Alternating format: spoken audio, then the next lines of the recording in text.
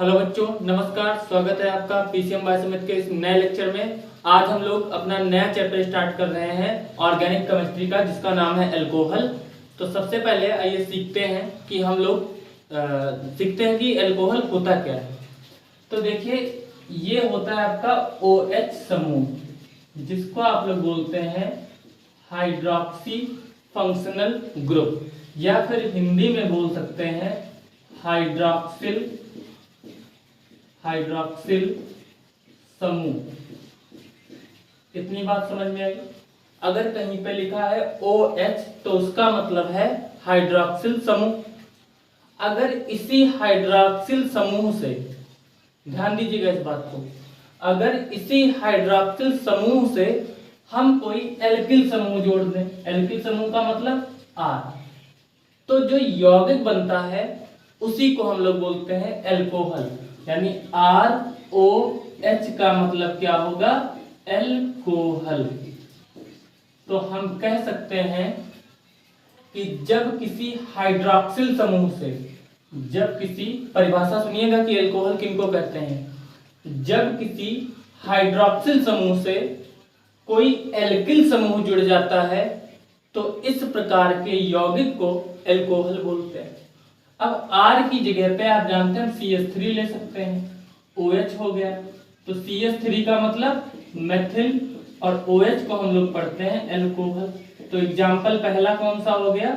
Methyl alcohol. अगर हम R की जगह पे C2H5 ले लें, OH, तो C2H5 को क्या बोलते हैं? एथिल, और OH का मतलब अल्कोहल। इतनी बात समझ में आई। तो यानी कि जब किसी हाइड्रोक्सिल समूह से कोई एल्किल समूह जुड़ जाए तो जिस कार्बनिक यौगिक का निर्माण होता है उसको हम लोग बोलते हैं अल्कोहल। बात आ गई होगी समझ में? नोट कर लीजिए, एक बार डेफिनेशन फिर से मैं बता दे रहा हूं कि जब किसी हाइड्रोक्सिल समूह से कोई एल्किल समूह जुड़ जाता है तो इस प्रकार के यौगिकों को अल्कोहल कहते हैं। एग्जाम्पल आपके सामने लिखा हुआ है, और अल्कोहलों को हम लिखते हैं ROH से। इतनी बात समझ में आई। अब हम लोग पढ़ते हैं अल्कोहलों का वर्गीकरण, क्लासिफिकेशन ऑफ अल्कोहल। तो अल्कोहलों के वर्गीकरण को हम लोग पढ़ते हैं। तब हम लोग पढ़ेंगे अल्कोहलों का वर्गीकरण।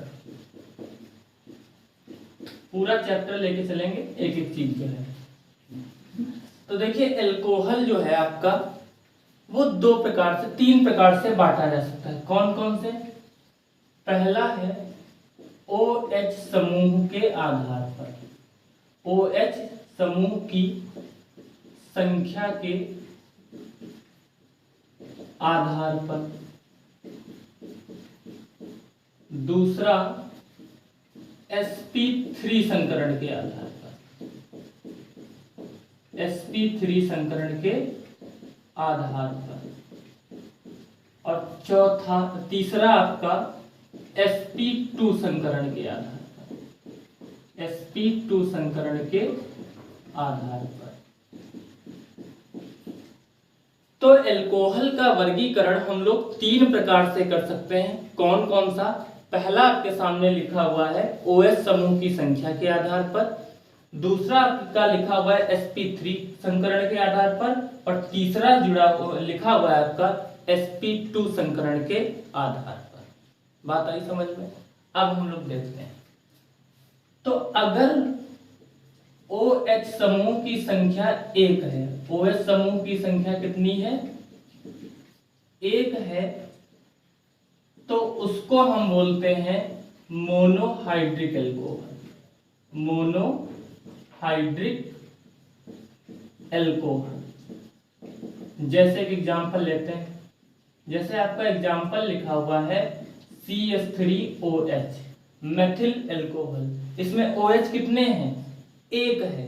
तो अगर OH की संख्या 1 है तो उस अल्कोहल को हम क्या बोलेंगे? मोनोहाइड्रिक अल्कोहल बोलेंगे।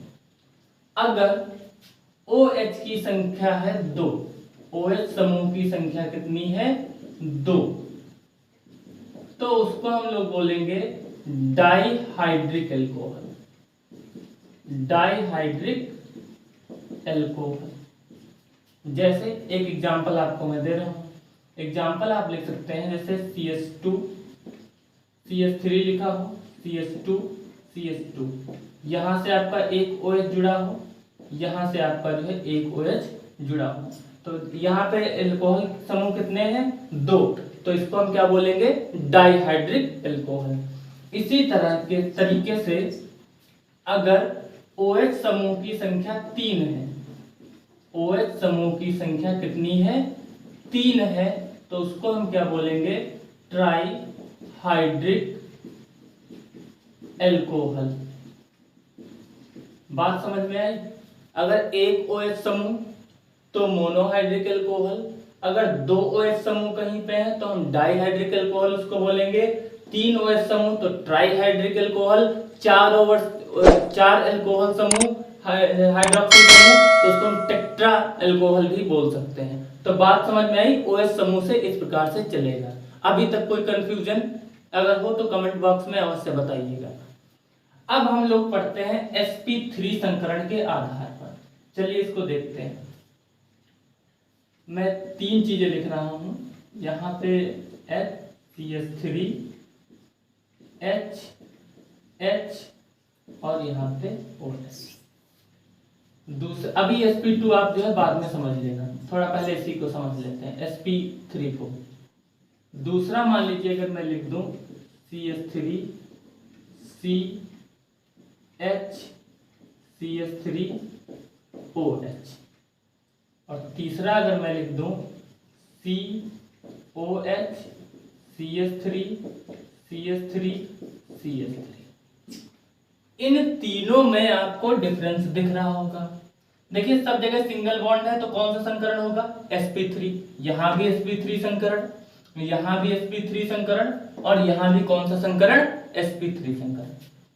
लेकिन जिस कार्बन से एल्कोहल समूह जुड़ा हुआ है, इसमें देखिए जिस कार्बन से एल्कोहल समूह जुड़ा हुआ है वहां से केवल एक मेथिल समूह जुड़ा हुआ है। जिस कार्बन से OH समूह जुड़ा हुआ है वहां से 2 मेथिल समूह जुड़े हुए हैं। जिस कार्बन से OH समूह जुड़ा हुआ है वहां से आपके 3 मेथिल समूह जुड़े हुए हैं। तो अगर एक मेथिल समूह जुड़ा हुआ है जिससे OH जुड़ा तो उसको हम लोग बोलेंगे आपका 1 डिग्री एल्कोहल या 1 डिग्री एल्कोहल या फिर प्राथमिक एल्कोहल, 1 डिग्री एल्कोहल या फिर प्राथमिक एल्कोहल। जिस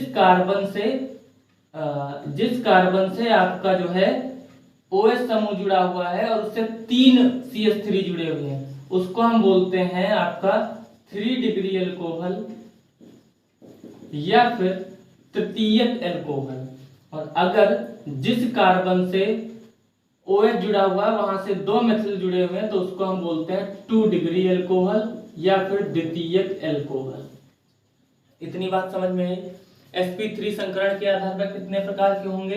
1 डिग्री एल्कोहल या प्राथमिक एल्कोहल, 2 डिग्री एल्कोहल या द्वितीयक एल्कोहल, और 3 डिग्री एल्कोहल या तृतीयक एल्कोहल। इतनी बात समझ में आई?